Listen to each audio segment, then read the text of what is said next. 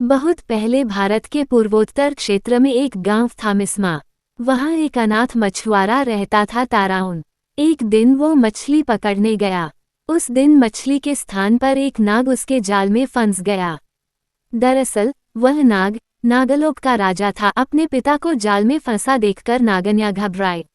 उसने सुंदर स्त्री का रूप धारण कर लिया। वह ताराउन के पास पहुंचकर बोली, यदि तुम मेरे पिताजी को छोड़ दोगे तो मैं तुमसे विवाह कर लूंगी। युवक मान गया और उसने नाग को छोड़ दिया। नागन्या ने उससे विवाह कर लिया। ताराउन और नागन्या का विवाह गांव वालों को नहीं भाया। उन्होंने विवाह की खबर राजा को दे दी। राजा ने ताराउन को बुलाकर कहा, तुमने हमारी परंपराओं को तोड़ा है, तुम्हें दंड मिलेगा। कल सुबह तुम्हारे और मेरे मुर्गे में लड़ाई होगी, जो हारेगा उसे गांव छोड़कर जाना होगा। युवक डर गया। उसने घर आकर सारी बातें पत्नी को बताई।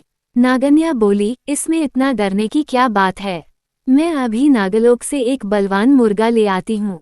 ये कहकर वह नागलोक चली गई।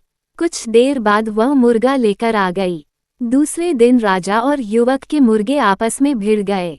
नागलोक का मुर्गा अधिक बलवान था, इसलिए राजा का मुर्गा हार गया, परंतु वह बोला, ताराउन, इससे फैसला नहीं हो पाया है, अतः कल सुबह जो टोकरी नदी को उल्टी दिशा में बहा देगा वही विजयी होगा।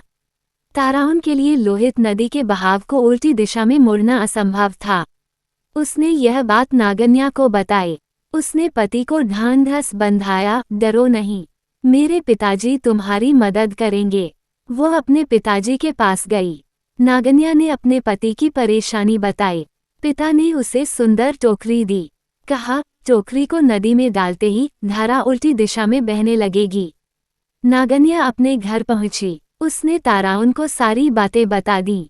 ताराउन ने टोकरी नदी में डुबो दी। इस पर तुरंत नदी का बहाव उलटकर राजा के महल तक पहुंच गया। ताराउन खुशी से झूम उठा। वह राजा से बोला, राजन, मैं जीत गया हूँ। शर्त के अनुसार आपको ये गांव छोड़कर चले जाना चाहिए। राजा कहाँ हार मानने वाला था। वह बोला, इस निर्णय को भी अंतिम नहीं माना जाएगा। अब हमें युद्ध करना चाहिए, इसी युद्ध से निर्णय होगा। ताराउन भागा भागा अपनी पत्नी के पास पहुंचा और सारी बातें बताईं। राजा के पास बड़ी फौज थी, परंतु ताराउन तो अकेला था। नागन्या उसकी परेशानी सुनकर फिर नागलोक में पहुंची। वहां से वह सोने का ढोल और उसे बजाने की छड़ी ले आई। सुबह राजा अपनी फौज के साथ लड़ाई के लिए आया। ताराउन पहले से ही तैयार था। राजा और फौज को देखकर नागन्या ढोल बजाने लगी।